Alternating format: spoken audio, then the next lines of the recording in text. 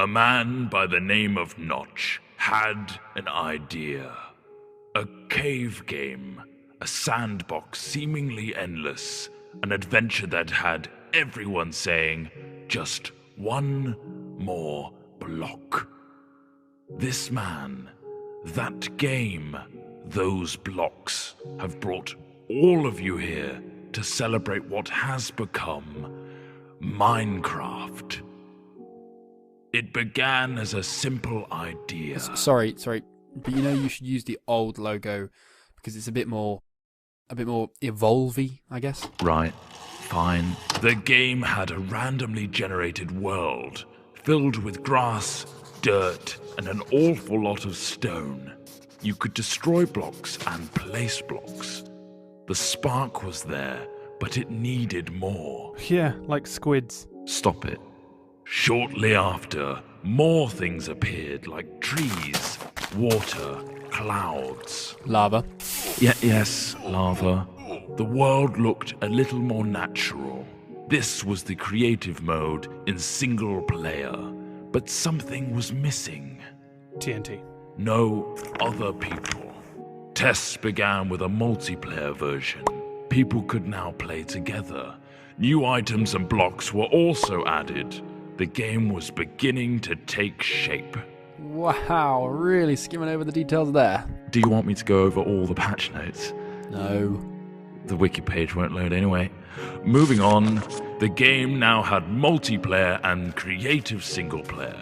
But there was another element that Notch wanted: survival. Work began on making the game more challenging. Zombies and skeletons were put in, but they could not attack. Sheep and pigs were added too.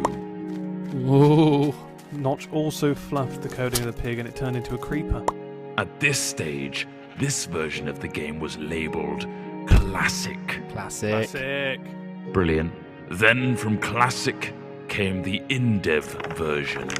What on earth does that mean? No idea, not important. Dynamic lighting was put in, a new sound engine, and more importantly, crafting was introduced.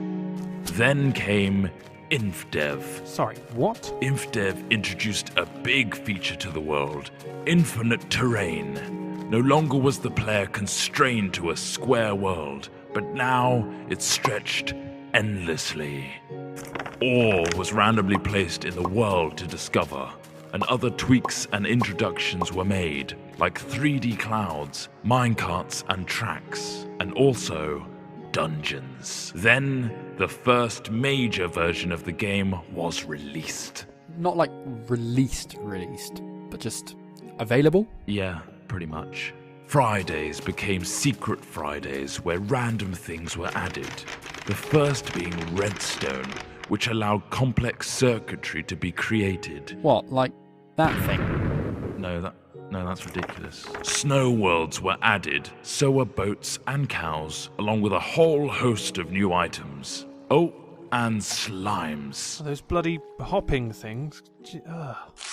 Then, in Alpha, the survival mode was brought to multiplayer for the first time.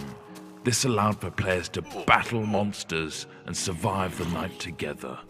Or just go around gathering creepers and then have them explode on your mate's house? The next big patch came on Halloween of 2010 and introduced the Nether.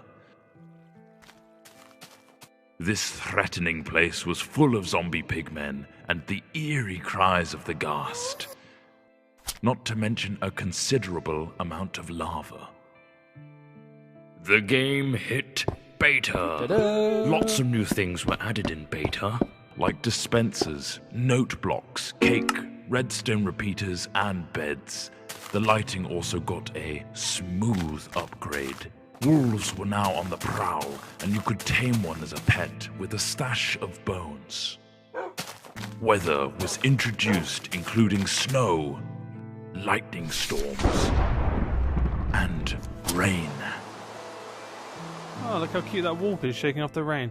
Aw. We finally found ourselves in 1.6 with the introduction of maps. A new way to navigate the endless blocks of Minecraftia. things got pushy in 1.7 with pistons, leading to some clever contraptions. 1.8 gave vastly improved combat mechanics, allowing the player to sprint, draw back their bow, and land critical hits on their enemies. A new terrain generator was added, along with quirky NPC villages and mighty strongholds. And now comes the end. A true challenge awaits you in this unforgiving realm. But that is something you'll have to discover for yourself. The next page is yours.